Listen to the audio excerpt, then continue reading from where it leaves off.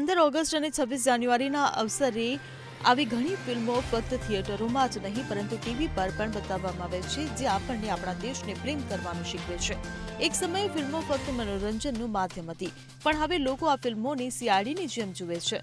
ફિલ્મમાં બતાવવામાં આવતી સારી બાબતોને ઘણીવાર અવગણવામાં આવે છે, પરંતુ જો આ ફિલ્મોમાં કંઈક ખોટું બતાવવામાં આવ્યું હોય તો તે ભૂલ માટે ફિલ્મ સોશિયલ મીડિયા પર ખૂબ ટ્રોલ થાય છે.